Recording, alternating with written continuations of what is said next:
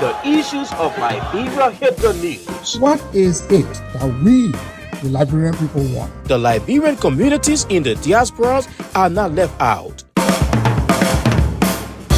That's why Diaspora Talk is back on your screens on KMTV. In fact, the United Party is not cohesive. We get social, political, economic, and other issues affecting Liberia and the diaspora Liberian communities. I did not expect to even make it to Hollywood. Joan Cyrus McGee and Nathan Charles every Monday, Wednesday, and Friday, 12 p.m. Central Standard Time, live on KMTV, Facebook, and YouTube. I want to be arrested in the midst of my people. As they discuss the issues, blend the voices from Liberia and the diaspora Liberian communities, And speak the truth of what is happening. For sponsorship, call cell numbers 612-806-5896, 816-433-3979, or better still, email us at usakmtv@gmail.com. Diaspora Talk, don't miss out. And I tell you, Diaspora Talk, don't miss out. That's why we are right here. I'd like to say welcome from Liberia and across the world. Wherever you find yourself, this is Cyrus McGee and my team here on this first official presentation of Diaspora Talk after a long break. And I tell you, it's something that we couldn't wait to get started. We could not just wait to get started.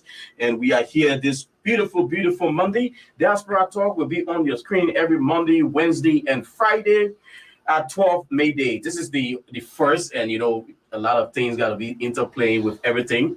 So we had a little hitch up in the time, but I'm happy to announce that we're back, and we're back to stay from our new home here in Brooklyn Center, Minnesota, just at the intersection of Brooklyn Park and Brooklyn Center, the two cities where Liberians are largely situated here in Minnesota. I'd like to say welcome. My name is Cyrus McGee, like I said, and I have with me my colleague Nathan Charles is here, and we have in the hot seat for the first presentation today is Honorable Jackson George. He's the Honorary Consul General of the Liberian Consulate here in Minnesota, and he will be talking to us basically in his capacity as the head of the Liberia Business Association, Libra. Briefly, he will tell us the status of the consulate. We'll bring him back another day to have a full time with the issues of the consulate. But today we'll be talking about Libra and the upcoming event. And I'd like to welcome my guys. Nathan Charles is right here. He's on the far end there with Honorable Jackson George just in the middle. He's in the hot seat. He's over there. I know when you put people in that kind of spot, it can be easy. Honorable George, before we welcome you, Nathan, we're back. We are back. Let's say welcome to our viewers. This is KMTV. We are everywhere. Tell a friend to tell a friend that this KMTV Diaspora Talk is back on the airways. So Jackson Josh is here. We are going to quiz him about issues unfolding at his consulate center in Brooklyn Center, Minneapolis, or Brooklyn Park, that is, Minneapolis. So welcome. Let's share this live. It's going to be. And let's officially welcome you, Mr. Josh. Thank you. And how's it been? Long time. I know that the last time we spoke was about the consulate and the passport issuance here in Minnesota. It's been some time now. I think it was around the COVID period. Now you're back with us on KMTV. I'd like to say welcome and thanks for the short promotion when you visited us the other day, telling the world or the business community what's new in the city. Thank you. So what's the status of the consulate? Let's pick up with that. Well, I want to thank you all for giving me the opportunity to be here. To talk about some issues in the community, especially as it relates to business. The Liberian Consulate here, I'm the honorary consul here for the last 3 years. You know what it took? It took a community in the 90s. A lot of Liberians in Minnesota wanted a consulate. And so in the 90s, it didn't work out. And so a couple of years ago, the community rallied again, wrote a couple of letters to Foreign Ministry asking that Minnesota, with the population in Minnesota, that it needed a consulate here. And so there was a need. And the question was, who will be the person to run or to be the honorary consul? And so there was so many names, but they were all white. And so the community, the question was, is there any Liberian within the state that could represent us in this light? And so it was a hard decision to make. I knew it was going to cost resources and time. Mhm. But with over 40,000 Liberians in the state of Minnesota at the time, why would we have somebody else representing us? And so I made a conscious decision to take on that role, and I applied and went through the process and was successful in acquiring or becoming honorary consul. Since then, we function as I would say as a full consul. We're processing passports and we are also issuing visas. And so we are here. I know the question you guys want to ask is why I reduced the consulate from 3 days a week to 1 day a week. Mhm. The truth is, for the sacrifice that I've made and with the length of time I've served our community and our country, the support from the ministry has not been very well. And I thought it wise that I wouldn't be putting my resources and time when I'm getting little support. And so I thought reducing my time and to 1 day a week and put more time into my businesses, because you have to be a businessman to be honorary consul, And so I thought it was taking up most of my time. But I think the consul is still there once a week. We're working is tough. A lot of Liberians are struggling with a once a week program, but we are again studying that process. And if the community demands more time, we will. But at this point, When you talk about support from the Liberian government, you care to kind of. I think I said the foreign ministry. I mean, the foreign ministry, Correct. but the government is. The Well, foreign ministry I want to is limit it's my, about. yeah, I it's want about of the to government. limit it because the government had 3 branches. Mhm. I want to limit it to the foreign ministry for now. I don't think I've had kind of a support that I needed for the kind of a work that we're doing here. And so for me, it's just not the title. It's about being functional. And if I feel that I'm not that functional, then it's time for me to reduce my time and see what they want, and then they can figure out what the course of action is. But I wouldn't be putting in all of my time and not getting the kind of a response and support that I need as honorary consul. There are some benefits that you should have. What are some of those? Well, if you go into Liberia and you inform the ministry, you should get, when you get home, there should be some, like at least protocol to get you through the airport.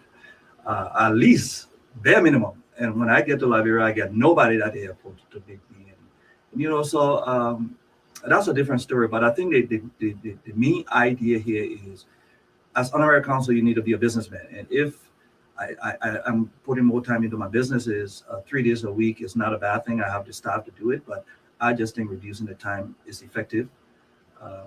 Just because, like I say, if I were getting the support, I will. And because I'm not getting the support, so I think 1 day a week, I will let the community, decide if the community likes it, and 1 day a week is working. I don't think it's working for them, because on Wednesdays, it's like we're swamped. And so I'm making a decision, but I'm hoping to, again, try to make communication with the foreign ministry and see what they come up with, and then we can go from there.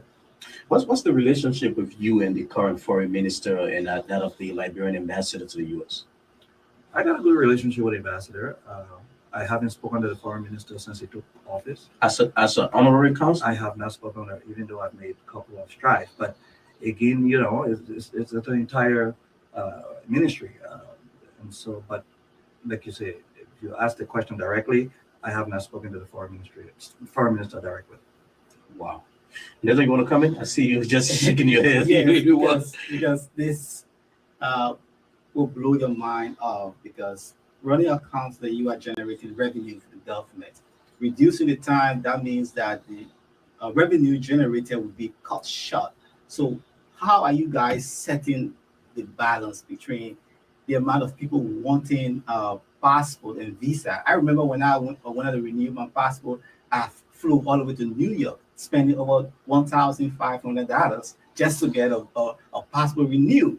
So how are you guys looking at it? Are you guys looking at it as business, as politics, or what? Well, I'm a businessman, so I'm not a politician. But you're right. My idea is, if we have a consulate here, that we can process visas and passport. The money that Liberians were using to fly to DC or New York, that money could be going to Liberia directly to help with economic development. And so, yes, we are generating money for the government. Again, is the ministry's desire to say, yeah, I want to see more generation or not. But we've been effective in doing our work. I don't know if there are a lot of complaints. We've been very effective in terms of what we do. We are hoping that we will build that kind of a relationship with the ministry so that we can communicate directly. We communicate with the embassies, so so I'm hoping that our relationship will improve, and so that we can do the work of the Liberian people. What kind of feedback are you getting from the community as it relates to you winding down or scaling down your days? What feedback are you getting? I think it's bad. The community needs more time in terms of people are working here. People are working. People got different schedules. 3 days a week, I thought was the best schedule to help our community. So it's kind of a bad. People are stressed out when they come. They want to say, they're saying a whole lot of things. But again, the office is mine. It's not paid for by the Liberian government. It's my office. I run the function of the government through my office. And so there's bad feelings, but again, I cover the cost. So I have to make conscious decision as to how much I want to put into what area I want to put my funding, my resources. So the government is not putting a dime but for renting that office called the consulate office in Minnesota. Apart from the passport section that I made a conscious decision that I was not going to cover the cost.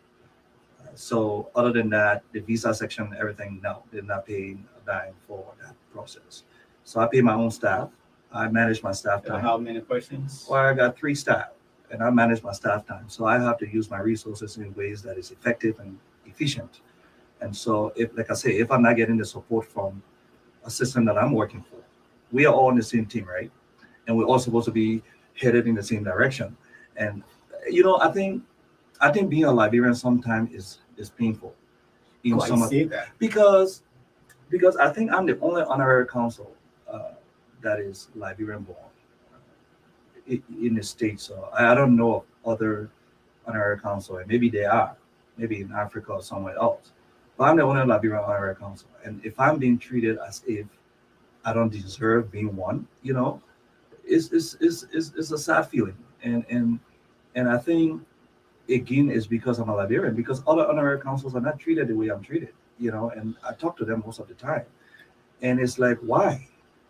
How can we function as a nation or as a people if we do not respect each other? And I think our problem is just basic respect for each other, basic understanding that government is a continuity, that only one person has ultimate power, is the president. All of us are serving at the will and pleasure of the president. And so when you're in government, I think you should understand that if you look on the wall behind you, there were people before you, and there will be people after you. And so if we don't respect each other, and then when we are done, we tend to say, I'm sorry, I made a mistake, forgive me. How many times government come and government leaves, and government official and other people will be telling their friends and relatives sorry for what I've done. I think if we respect each other, we'll be fine.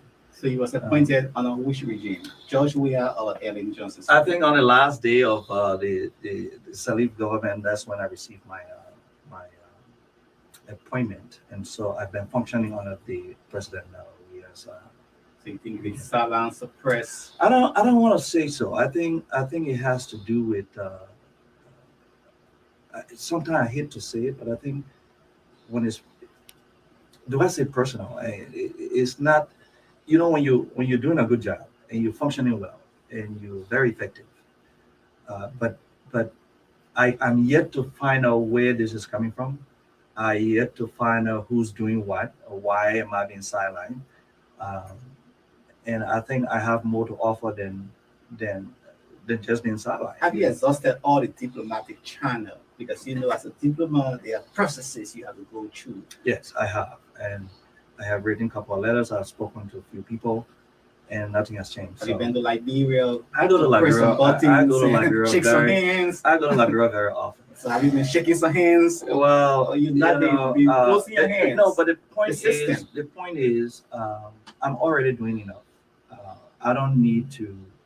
When you say shaking hands, I don't understand what that means. But the Liberian system, corruption. No, I don't. No, I don't do that. And so I heard you talk about you are at the point of making a decision. What would that decision be? Is it that Jackson George is now thinking about walking out of the consulate? No, I think my term is over next month. Next year. I'm not going to renew my term when it's over. I think the ministry and the embassy, we have to find new honorary consul. I'm not going to resign. I'm not someone who resigns easily just because of individual pressure or something of that nature. I'm someone who get into something and see it through. So yes, these things happen. There will be misunderstanding. I'm hoping that we will resolve our misunderstanding. I yet to know what is the problem. But again, I think the issue of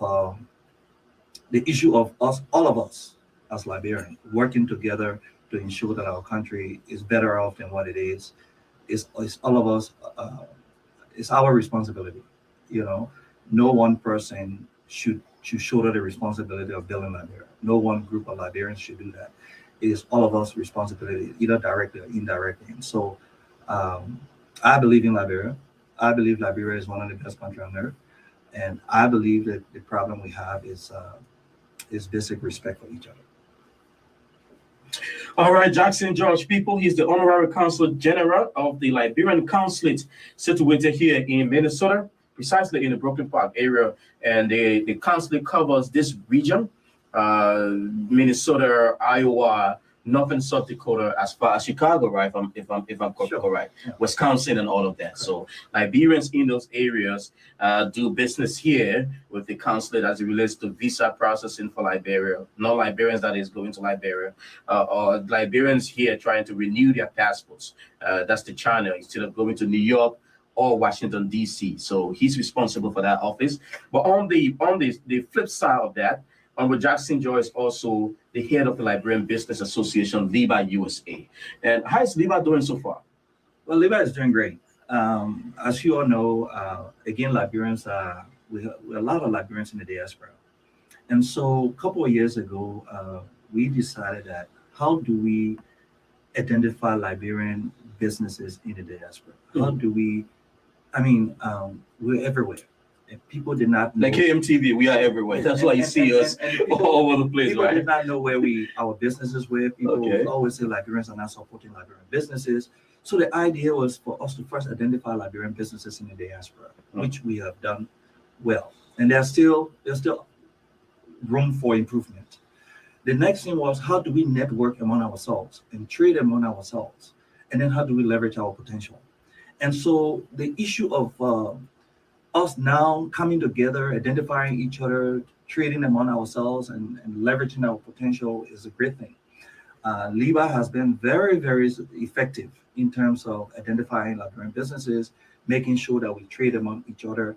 But another aspect of Libra is how do we help with all of our resources and talents, how do we help our homeland? And so that is what we are gearing towards at this point.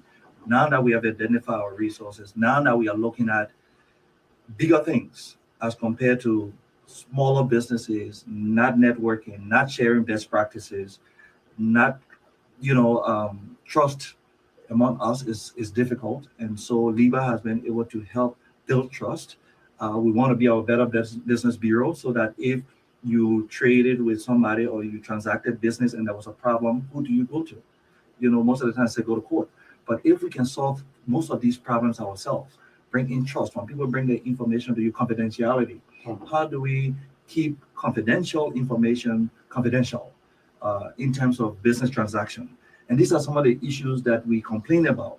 that, when you're in Liberia, we don't get the big contract, we don't get all of these things. It's because of confidentiality and all this stuff. So we are hoping that Libra Diaspora will continue to build that trust among each other. We're continuing to build relationship and trade among ourselves so that we can keep some of the money in our community. A dollar stays in our community less than 10 minutes, because we don't own the big businesses, gas station, mortgage companies, car dealership. Now we own some big businesses. We got car dealership now, we got liquor store, we got buildings, commercial properties. So Liberians in the diaspora are making good.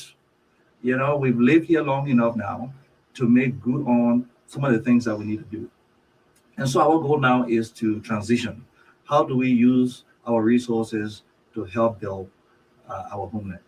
And when you talk about the structure of Libra, how many businesses have you pulled together already? Right now we have about 200 and plus businesses within our network, and we have more than that outside of our network.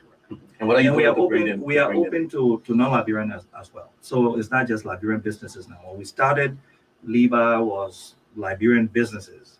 So as we grew and started to ask for federal funding or state funding or city funding, we had to open up to include other nationals. So we got Ghanaian doctors, Nigerian doctors, Nigerian businesses, Cameroonian businesses. We got all kinds of different African businesses that are part of Libra at this point. And so we are growing. We want to extend into other areas. We have a national one nuclear body, unlike so many other Liberian organizations around the country that you see. We going through all of these political chaotic stuff. We are business people. So we want to centralize our leadership, but make it more effective in other states. So coming next year, summer will be spreading out to other states. We just partner with the Liberian Chamber of Commerce, and those are things that we need to encourage partnership to be able to do some of the work that we need to do to touch more, to reach the more businesses out there, to join our network and do some work in our community. So what's about fundings? Are you seeking fundings from the city council in Brooklyn Center, Brooklyn Park? Well, we've been very fortunate to have gotten over, I'll say, $200,000 from Brooklyn Park to carry on training for small and micro businesses. We've also gotten over $200,000 from Brooklyn Center. We have a microloan program as well. We've also gotten money from Hennepin County, the Blue Line, a lot in terms of over $100,000, I would say, to help bring awareness to the corridor and to small businesses. We have partnered with Chase Bank, JP Morgan Chase, and Chase is doing a lot of trainings for our businesses. So Libra is doing well. We now have paid staff, and so we are hopeful that we will continue to expand. We want to be the training hub for small and micro businesses. As you know, we are having our annual gala on the 30th of this month. We will be coming to that. But that's some of the good things that we are doing as a business association. I think we are the only business association that caters to businesses, small and micro businesses. I'm really focusing on small and micro businesses because it is the engine. Small business is the engine. And so if we can hire more people, if we can work among ourselves and trade among ourselves and support each other, I can guarantee you that most of what we do will trickle to our homeland. What's challenging in putting the strings of these businesses from all walks and then people into different things, bringing them together? How well do they see this vision and the picture to run? I think as Liberians, like I say, sometimes we Liberians create bottlenecks and create all kinds of things that stall the process. That's a Liberian thing. I always tell Liberians, look, get into an association and look for the good in it. We need strong institutions. The reason why we're failing is because we don't build strong institutions. We build our institution around individuals. Mm-hmm. And that has to change. Jackson George is not Libra. Jackson will leave and there will be another president. Now, when Jackson leave, all the people who came because of Jackson will leave. That's the normal process of Liberian organization or Liberian society. So that's one of the difficult things. But when they come on board and begin to use our platform to trade, to do business, then they begin to realize that, oh, it's not just the Liberian community. We get information from all the state, the federal government, and we distribute that information to everyone. So now, Libra is not here to make it happen for you. You take the information that we give you and you make it work. Now, if you want us to help, that's why we provide technical assistance to small and micro businesses. But again, some people are so proud, the ego, and so they don't want to do that. But those who are using the Libra, they are very successful. They are getting contracts. They are doing the things they're supposed to do. And I'm a clear benefactor of Libra.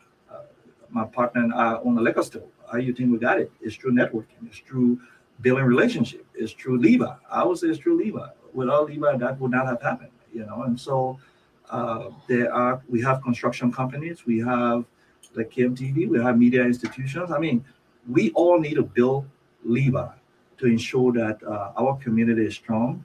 We need to take care of ourselves here first and be strong before we can lend a helping hand in terms of building capacity in Liberia to ensure that Liberian businesses at home are also benefiting from some of what we envisage for our homeland.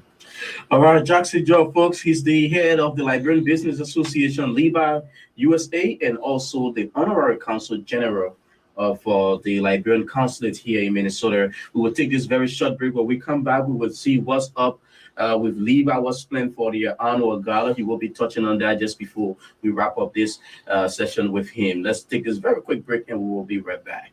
When the issues of Liberia hit the news, What is it that we, the Liberian people, want? the Liberian communities in the diasporas are not left out. That's why Diaspora Talk is back on your screens on KMTV. In fact, the United Party is not cohesive. We get social, political, economic, and other issues affecting Liberia and the diaspora Liberian communities. I did not expect to even make it to Hollywood. Join Cyrus McGee and Nathan Charles every Monday, Wednesday, and Friday, 12 p.m. Central Standard Time, live on KMTV, Facebook, and YouTube. I want to be arrested in the midst of my people. As they discuss the issues, blend the voices from Liberia and the diaspora Liberian communities. And speak the truth of what is happening. For sponsorship, call cell numbers 612-806-5896, 816-433-3979, or better still, email us at usakmtv@gmail.com. Diaspora Talk. Don't miss out. Well, welcome back right here on Diaspora Talk with me, Cyrus McGee, Nathan Charles, and our guest today is Honorable Jackson George, the Honorary Consul General of the Liberian Consulate here in Minnesota, as well as the head of the Liberian Business Association. You heard him talk about the Business Association and the work they are doing with the business people in the state of Minnesota, other parts of the U.S. that are part of this. A huge following indeed from the business community, and very shortly they will be coming up with a huge event. And Honorable George is going to be talking to us about this annual gala. As you can see, the flyer is displayed there on the screen. Honorable George, let's touch into this annual gala a little bit and tell us firstly the business plan for the organization, right? All right. Yes, you like to go on. So every year prior to COVID, we had an annual gala, and this is where we appreciate small and micro businesses. We network, showcase our businesses, and so on September 30th, on Friday, September 30th, we are hosting our first annual gala after COVID in person. And so we are asking all businesses, small and micro businesses, to come in and support us. It will be held at the Corn Rapids Pepper Rose Hall in Corn Rapids. We have invited businesses from Liberia. We invited about 10 businesses from Liberia. We are hoping that they will come. As you know, the embassy in Liberia It's not just issuing visa, all of the scheduling schedule for next year, but we are working with our council, our representatives and senators here, and the embassy in Monrovia. We met with them when I was in Liberia a few weeks ago. We met with the embassy and we put forth our request to issue those businesses visas to come to the States to join us in terms of this celebration. But the key thing after the celebration, we want to go back to our memorandum of understanding with Liberia. We want to strengthen that memorandum of understanding, and we want to be able to see how we can help Liberia build its capacity, how we can get Liberia to create the kind of a data that we need. We've made so many mistakes as Liberian business people. People will put things in container and just take it to Liberia. No data, with no research. Now we want to be able to say, look, how many businesses are there in Pinsville? How many businesses are there in Balanceville? How many are male? How many are female? What is the purchasing power? These are information we need to be effective in terms of how we do business. If we don't have those information, then people just put stuff in. What if the people in Balanceville don't like red? And you have all red t-shirts and took it there? What if it's a taboo? And so these are some of the things that we're saying. How can we help Libra build that capacity? And you have the strength to do that. Well, I think we've grown now as Libra diaspora to be able to extend our hands in terms of building a computer lab where people can come in or get tablets and put people on the field where they can go in and put businesses name in and we can collect data. I think we need to know for sure the business, the terrain. What the people need, what the people don't need, what are some of the businesses that look. You can go to Liberia from the diaspora and open your little shop. That time has passed. You open your shop by another shop, by a local shop. To me, it's a waste of time. You're taking away something from locals. What we need to do now as Liberian businesses is to pull together our resources and open cooperation. Look, when I created Strategy Africa, the idea was, what is the strategy? You understand? How is it that the West, or I hate to say the white, will come onto the continent, come with corporations, that's just not one person. They pull the resources together, they mine our gold, they mine our diamond, they take away our resources. Now that we've lived in the United States this long, we have the capacity and the resources. Why don't we create the same corporations and go and help develop our homeland? And it's possible. It is possible. And so instead of us doing these little things that have not helped us, we've done the same thing over and over for years that have not helped us. One person wants to own and be the CEO of his own company. I'm not saying close your company down now. What I'm saying is that keep your existing company, but let's get together as businessmen and women, open one corporation that can do the same thing that the white will come and do in our country. It's not impossible, but because we are so much individualistic, it has hurt us as people, and it will continue to hurt us. As you know, if Jackson George put $1 million in his pocket right now and went to Liberia and went into one sector to create a factory, the mindset is that, he wants to run for representative, he wants to be senator, he wants to be president. So what's going to happen? People are going to start storming you. But if 25 of us come together to create that one corporation, that's 25 people you got to deal with. We all know somebody who knows somebody who knows somebody, right? And not only the 25 people, multiply that by 5 times 5, because all of us got families in Liberia who benefit from that project. So the time of us having one person going home and think you can pull the deal, we should stop that. We should start coming together as Liberian business people, Liberian individual Liberian, to build. I've always said, government cannot solve all of our problems. And government should not solve all of our problems. Government should never be the largest employer. So it is possible that if we pull together our resources, I know what I'm saying because I run the Diaspora Business Association. I know we have the capability. I know we have the resources. The only thing that is lacking is for us to partner. Now, strategic. We do not have 5 to 10 Liberians with a major corporation in Liberia or outside of Liberia. And that's a major effect to how we function if we want to participate in our economic development in Liberia. Now you're talking about 2023 with Strategic Africa Incorporated. People watching can see the flyer on the screen. You say you are inviting people to Liberia.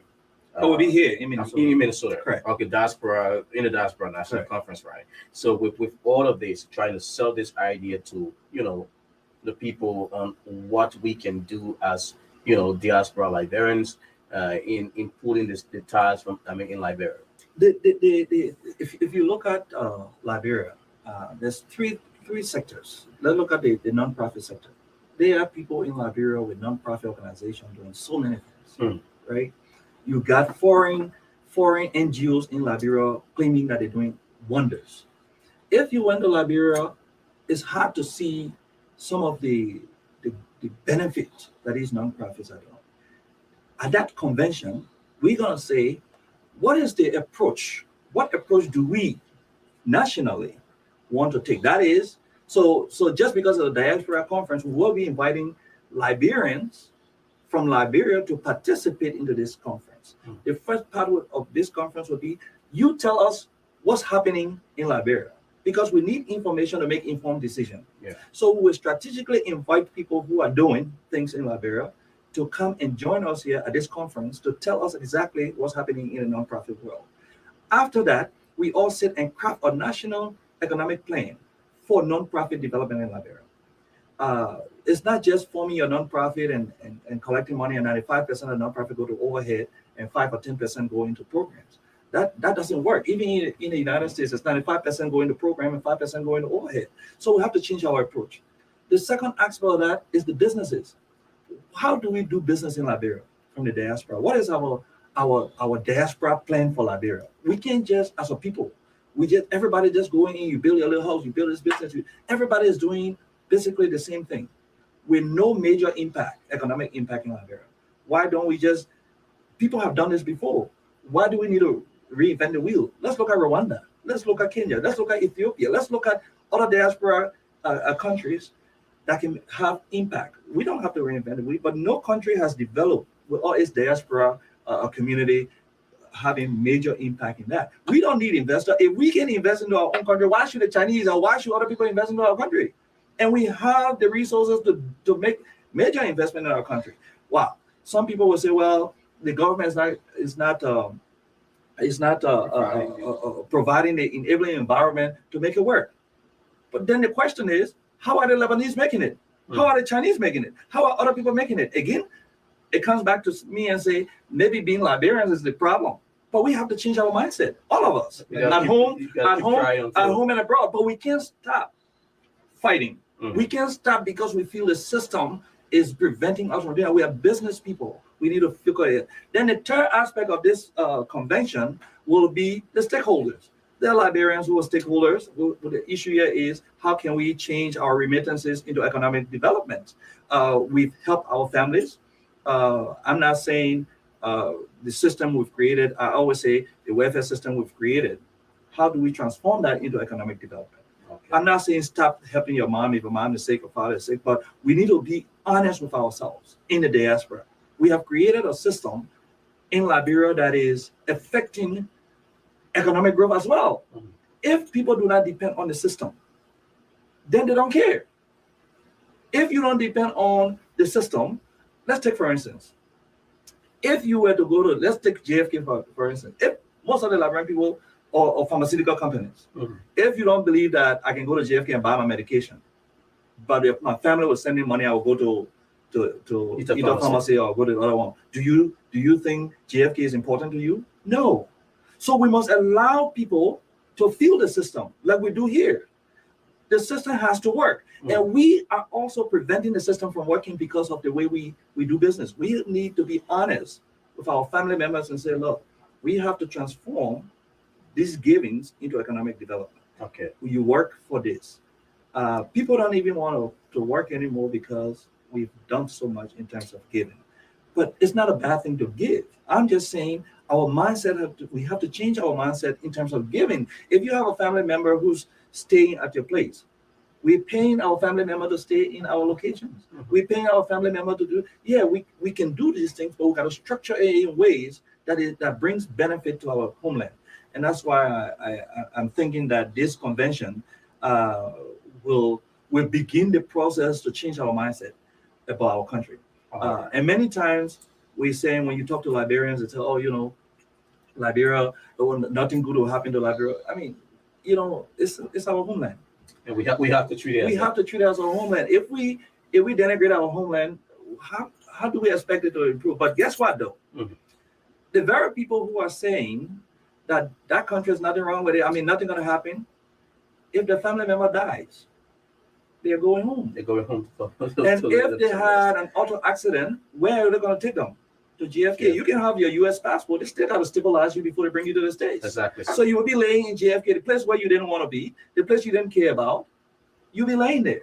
And so I tell my friends, instead of us bad-mouthing the system, let's try to help fix the system, because no one person is responsible for the development of Liberia. All right, Jackson George, and I know we're already out of time. Just as we wrap it up, what could be your call out to your business community, the people on your annual of gala and ball, September 30?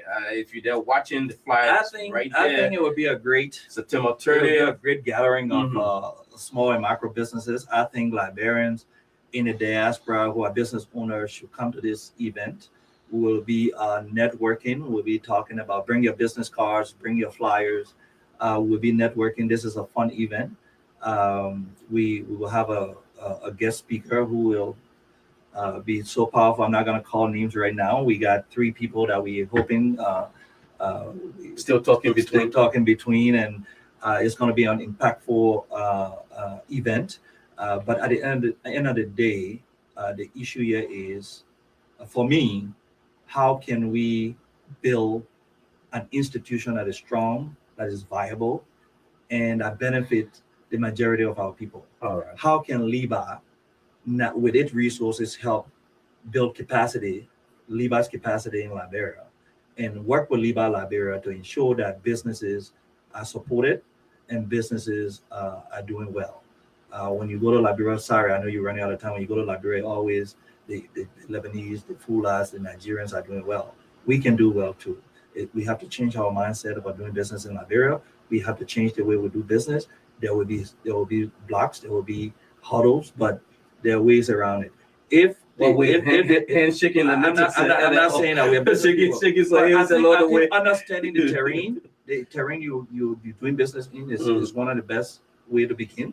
Understanding the players is one way to look at it, and understanding how you navigate the system is also important in business. So if I were in China, I will navigate the Chinese system.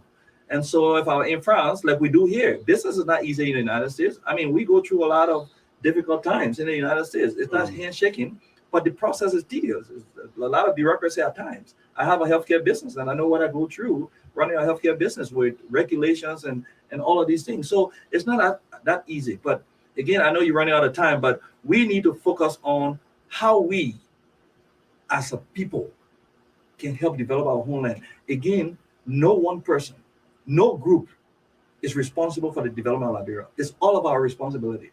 Whether you are a child, you have to understand your civic engagement. You have to understand what the role of the president, the vice president, the ministers, you have to understand all of these things if you have to have an impact. You can't drink water from the plastic bag and throw it on the ground and say, government will come and clean it. It's our responsibility as well to clean our country. So these are things that we need to change our mindset and understand that no one person can develop Liberia. We should not put this on one person's shoulder or one group of people's shoulder. We need to hold each other responsible and accountable because of some of the things that we do. Yeah, Jackson George, he's the Honorary Consul General of the Liberian Consulate, also the head of the Business Association, Libra USA, Lytton. As we wrap it up with George, we're coming back to do a chit-chat on pressing national issues, the unfoldings in Liberia, to wrap up the show. But George, it was wonderful having you with us as our first guest as we return to Diaspora Talk. and we know that you're bringing the businesses already. And I was there yesterday shooting some videos for the liquor store. Very soon, the Brooklyn, the Park liquor store. I mean, it's amazing to own a liquor store in the United States. You know, we have parties, we have a lot of programs in our community. And so that's part of our money was leaving the community, because all these programs we're having, all these parties we're having, we're going to the liquor store and buying. Now we own a liquor store. We are asking the Liberian community to support our liquor store. When you're having programs come, let's talk about how much alcohol you need or how much drinks you need. We'll provide it for you. So that's one of the benefits of owning a liquor store, and I can guarantee you some of that money will trickle into Liberia. Are you going to be exporting some juice? Well, now we have a liquor store and have import and export license. Yes, we are open. Club beer. We want to bring club beer to the United States. So I mean, there's so many other things. Those are other things we'll talk about. So, folks out there, Jackson George, we want to be taking this very short break. When we come back, we'll be talking about some pressing national issues. Just on the tip of the iceberg, we understand President George Weah has accepted the resignation of 2 of his suspended officials of government. We'll be looking into that, and we hope we can get connected with the Director of Press of the House of Representatives there in Liberia to fill us in on the pension act that is now causing trouble in Liberia from the Senate that was trashed by the House of Representatives. We hope we can have Raul Hintz, to join us, give us some updates on that. But let's take this very short break and be right back. When the issues of Liberia hit the news, What is it that we, the Liberian people, want? the Liberian communities in the diasporas are not left out. That's why Diaspora Talk is back on your screens on KMTV. In fact, the United Party is not cohesive. We get social, political, economic, and other issues affecting Liberia and the diaspora Liberian communities. I did not expect to even make it to Hollywood. Join Cyrus McGee and Nathan Charles every Monday, Wednesday, and Friday, 12 p.m. Central Standard Time, live on KMTV, Facebook, and YouTube. I want to be arrested in the midst of my people. As they discuss the issues, blend the voices from Liberia and the diaspora Liberian communities. And speak the truth of what is happening. For sponsorship, call cell numbers 612-806-5896, 816-433-3979, or better still, email us at usakmtv@gmail.com.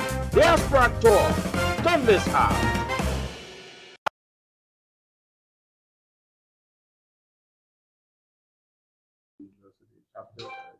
Okay, so we can go. On Senator Prince Ward Johnson, but it is in the country's interest.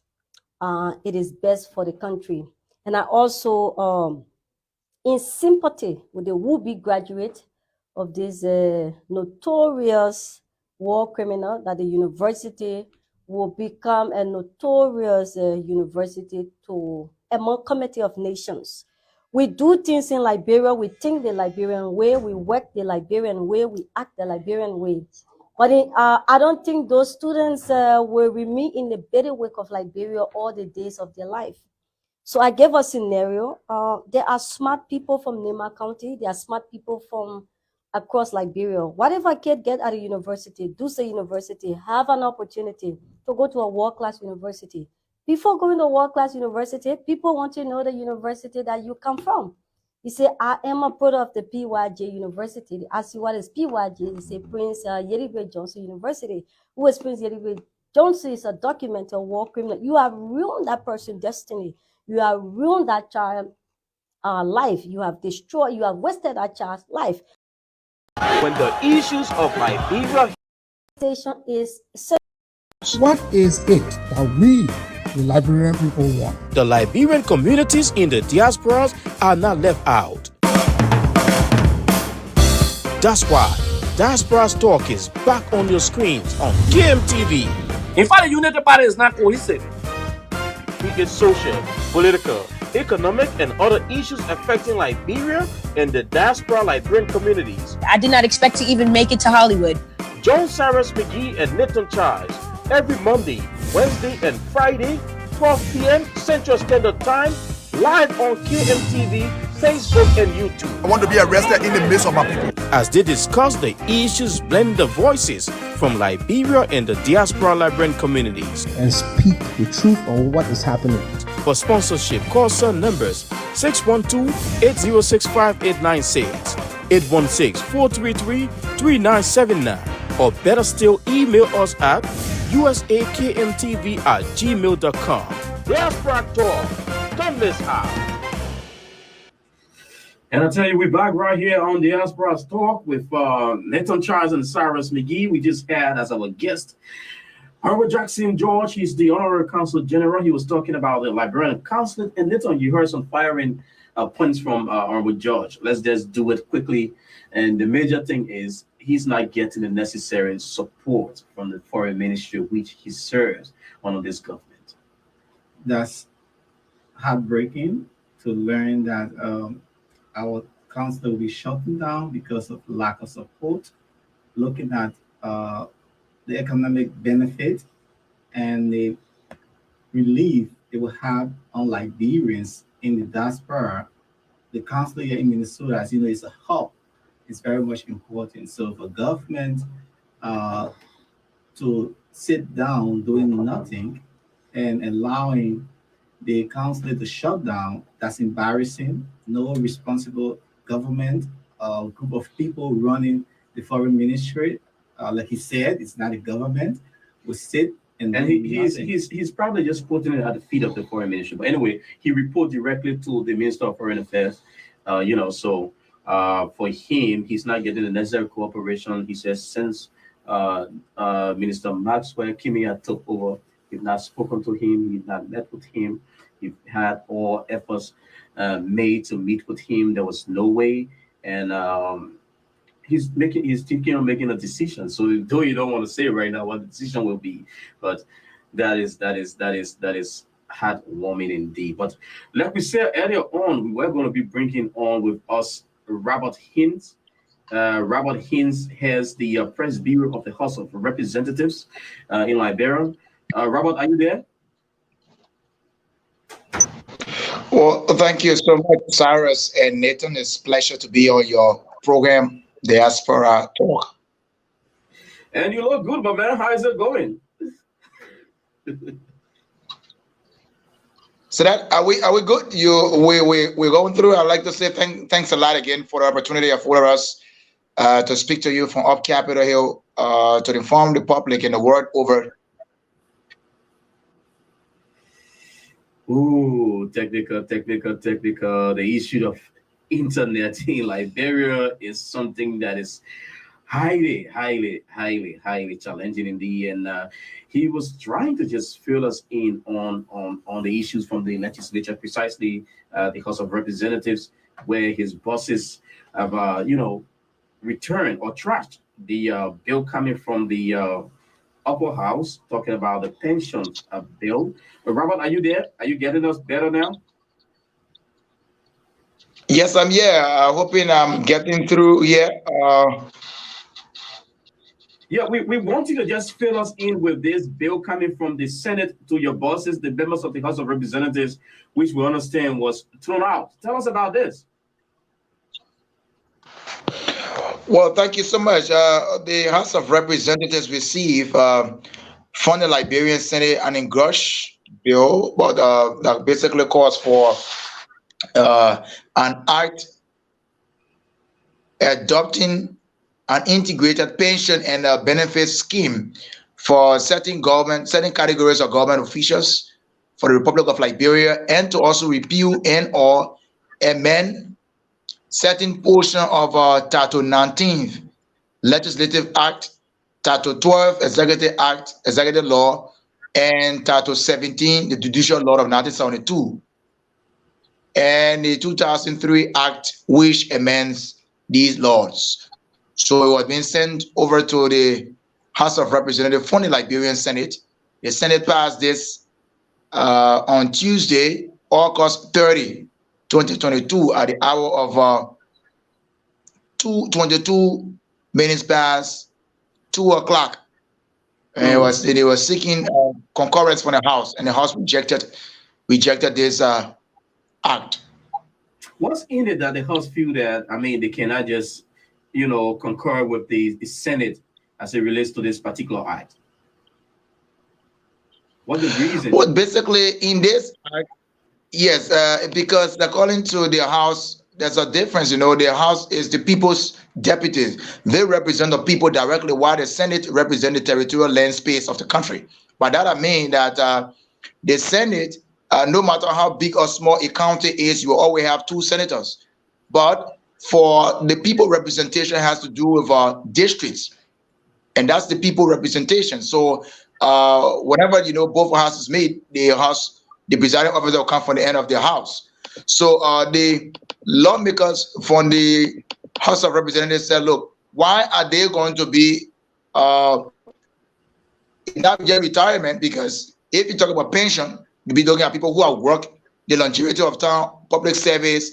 You've been having money going to NASCOP and stuff like that, so that when you retire, you're able to get a pension. But unfortunately, for the end of those political offices that people get elective position, you're supposed to be working in the interest of your people. If you didn't work in your interest and you went back for re-election, you didn't get re-elected, why should you be paid? Why should you be paid from the taxpayers' money when you are not working? So because it says that the act is you should be having 50% of your salary should be given to you. Up to 50%. Where is this conflict of 10% and 50%? You like to explain between them? There are different views that 10%, some saying 50%. I just wanted to go over to, because I want to put you over there to you. So we just go to them by section. So section 2.1. Section 2.1 talks about annuity of House of Representatives and the Senate of the Republic of Liberia. 2.1 now say Speaker of the House. A Speaker of the House of Representatives who serve a full term, which is the 6 years or more, who honorably retires to private life, and who is not in any way gainfully employed by government, shall receive from the government a pension annuity equal to 50% of his or her last highest gross salary earned as Speaker per annum. You see? All right. So that's where the confusion is about the retired lawmakers. But did it take into consideration, because we know retirement is at a certain age? Did it take into consideration the age range nationally when it comes to retirement? Somebody might be 40 years and leave the Capitol building, continue to receive that 50% until they die. No, but this will be more like politically driven. So that's why the people's deputy said, look, we cannot do this. This is inhumane, especially so looking at existing laws we have. We already have the act that created NASCOP. We have people who have worked, and the law says that if you work for 25 years, we saw that some other people who have worked for the 25 years, other than funny, every time you take pay, the certain amount of money that leave your salary, it goes towards your NASCOP, social security, stuff like that. That when you retired, or when you be pension, you're able to get that benefit. Unless for people who have these elective stuff like that. I don't know you want to come in. Yes. So for me, I think there is a need for clear understanding of this bill that was sent, because listening from all sides, representatives, senators who said that this bill was not approved because they have to vote. Like I listened to Henry Yara from Bond County. I listened to DeLong from Monserrado County and other senators. So I'm taking my time going through the document, but there's something that some group of people misunderstood when running with information. So there is a need. You serving as the House Press Bureau Chief.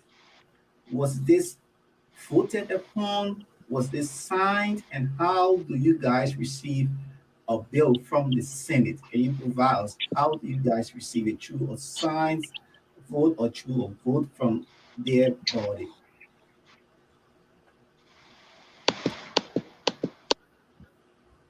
Robert, are you there? And we kind of are losing him again. The issue of internet, like you said, we still going through this bit by bit. But I just wanted him to fill us in with why the Senate decided to the House decided to deny this, and I hope if we can get him back to explain to us what next, since in fact the House already denied it, and I understand there is also already a new debate on the floors of the Senate. Yes, because listen to Senator Harry Yala. He said that, hey, this is how we go about it. If, like Dylan, he said, if a bill is into committee room, that is not signed. Just a report from the committee room. It has to But be committee approved. members do sign those reports, and they like the signature page of the report that was circulated widely on social media. You see the signatures of all of those committee members, because I cover the legislature. I know that when bills come from committee rooms, back to the entire plenary, which is the highest decision-making body of whether it's the House or the Senate, they come with these committee member signatures. If, for instance, you have any dissenting opinion on what your colleagues are voting for as a committee, it's your right not to sign, and you can state your reason why you did not sign when it's open before open session, for debate before the entire plenary can vote upon it. So Robert is back. That we just gave him maybe a minute. Robert, we know you're struggling with the internet over there, but we want you to tell us, since it already been rejected by the House, what's the next step in this entire process? Now the bill is being rejected, and so the Secretariat of the House has since communicated with the Liberian Senate. They have returned it to the Liberian Senate, and my understanding, just on today, the Senate is now working to be able to fine tune it, and so that's how it works legislatively. Did you get a special recommendation from the House or what? No, it was outrightly rejected. It was outrightly rejected.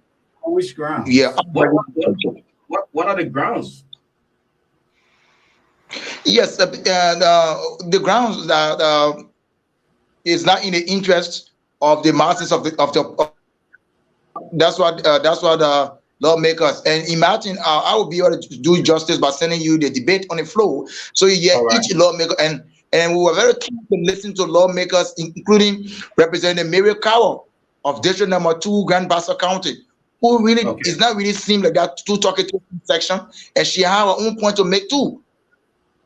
And every lawmaker had a point to make on the floor.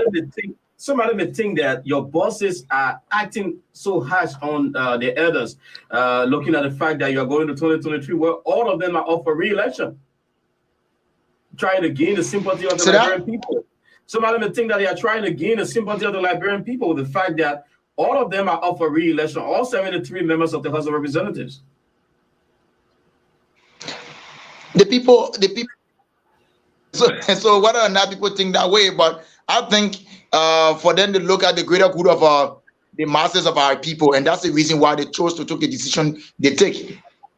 They took that decision by rejecting it and sending it over to the Senate, and the Senate now is working. Just today they had a section, and they're trying to fine tune it. And if that is being fine tuned, they'll be able to send it back to the House. Probably they could change some things into it that would be looking good, and the House will do it. But tomorrow the House is going to be closing. Okay. I know the special session called by the president ends tomorrow, but we are keeping our eyes out there, Robert.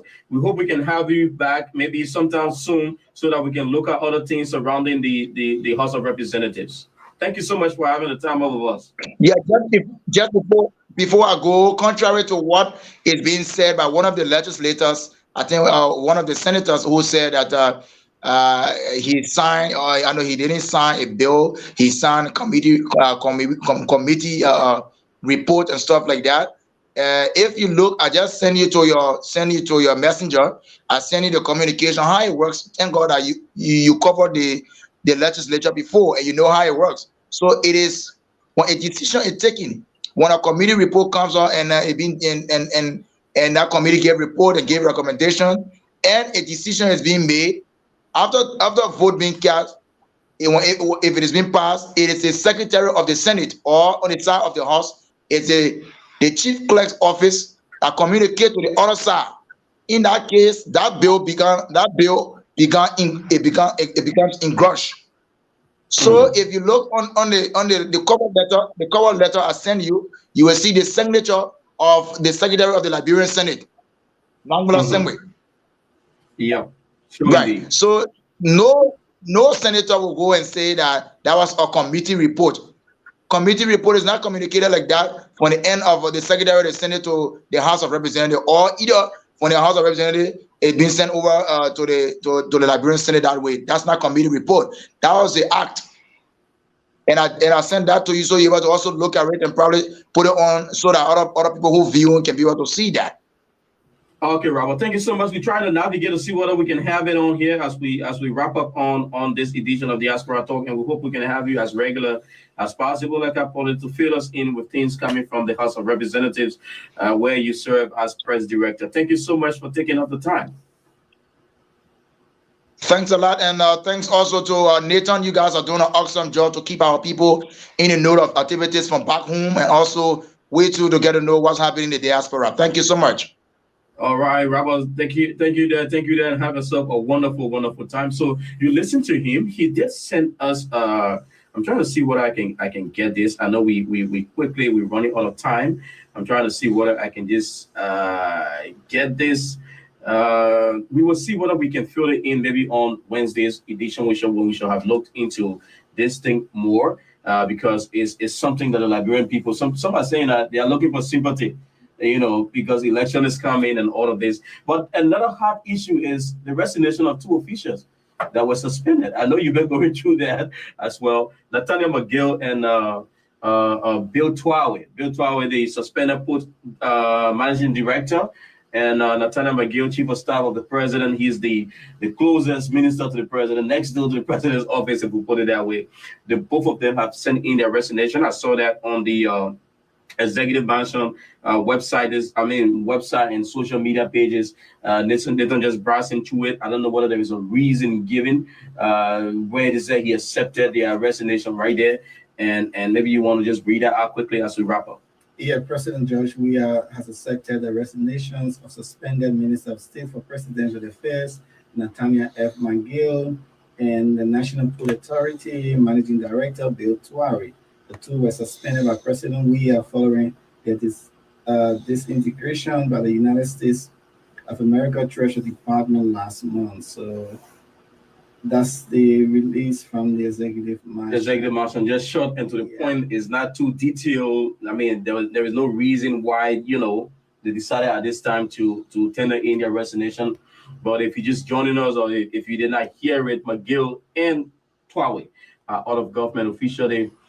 Former officials of government are out. So I think it's belated and due to mounting pressure. So we hope that though they have resigned. And you watched their interview with Al Jazeera, McGill and the guy that is yet to resign to the Solicitor General, trying to beg for sympathy so that they get to be heard.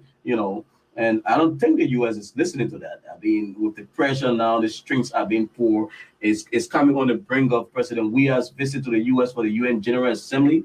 I understand he speaks at the UN General Assembly on the 22nd of this month. So I don't think he wants to come to the UN with all of these things hanging, over his government. When the U.S. speak, they mean it to the core. And I don't think they were going to walk back their decision. Now it is left of these former officials of government to fight their battles on their own, to exonerate themselves of the hope of the U.S. So we are keeping our eyes on it. But the first official edition of Diaspora Talk, as we return, after a long time off the screens of the Liberian people, I know we are so much excited for this. Yes, we are going to do our best to bring policymakers, to bring duty bearers, to get the voice of the ordinary people on this platform and analyze, dilute the information because there are a whole lot of this information out there. So that's why I'm talking here. We are not the traditional, Facebook or go live. No, yeah, we are not. So we're going to be professional. We're going to be very educative. We're going to be not biased, giving the news, analyzing. We're going to be bringing some expert in different areas, and, having them on this platform to properly educate our audience because we owe it to you. We owe it to you. So those of you out there, business people, our doors are open.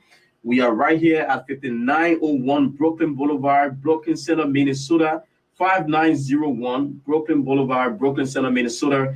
That's where this new KMTV studio, USA studio, is located. Our doors are open to you for your businesses. You want to promote whatever you are doing. What if you're not even in Minnesota, you are in the US, you are in other countries.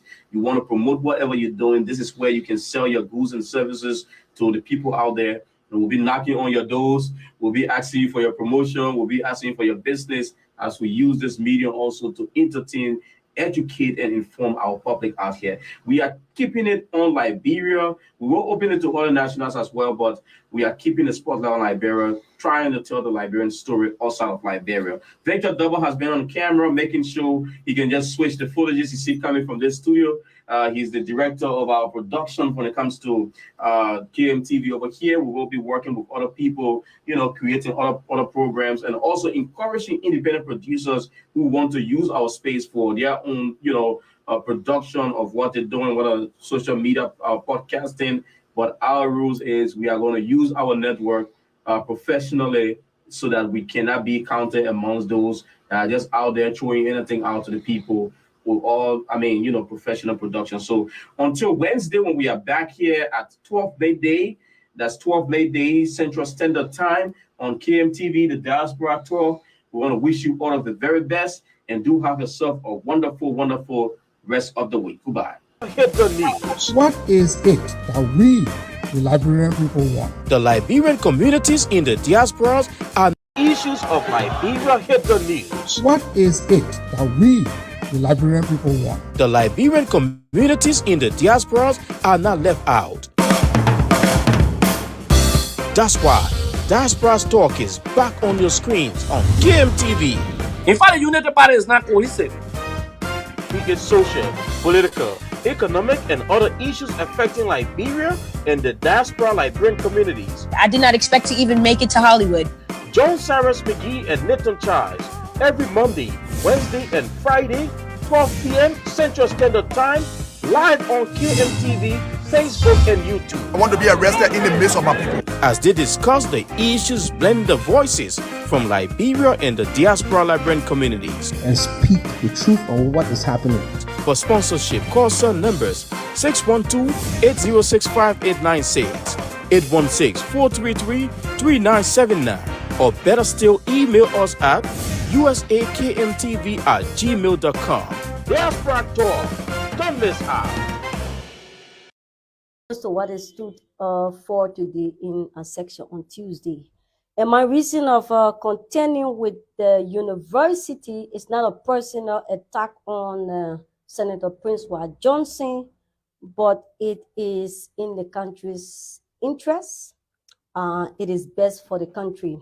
And I also, in sympathy with the would-be graduate of this notorious war criminal, that the university will become a notorious university to amalgamity of nations. We do things in Liberia, we think the Liberian way, we work the Liberian way, we act the Liberian way. But I don't think those students will remain in the bailiwick of Liberia all the days of their life. So I gave a scenario. There are smart people from Nema County, there are smart people from across Liberia. Whatever kid get at a university, do say university, have an opportunity to go to a world-class university. Before going to a world-class university, people want to know the university that you come from. You say, I am a product of the PYJ University. They ask you, what is PYJ? They say, Prince Yeribwe Johnson University. Who is Prince Yeribwe Johnson? Is a documented war criminal. You have ruined that person's destiny. You have ruined that child life. You have destroyed, you have wasted a child's life. My contestation is, Senator Johnson, can you name this university after Nema County? Can you name it after maybe Joseph Seguano? He's a historian. Can you name it after your mother? Can you name it after your father? Do not name it after yourself. I mean, the war has long passed that, and we're not dignifying war criminals. They are victims of the Civil War that still live around with scars on their memories. We must also look at country image first as opposed to our selfish and personal image. So having a university named after Prince Johnson is not in the best interest of the country.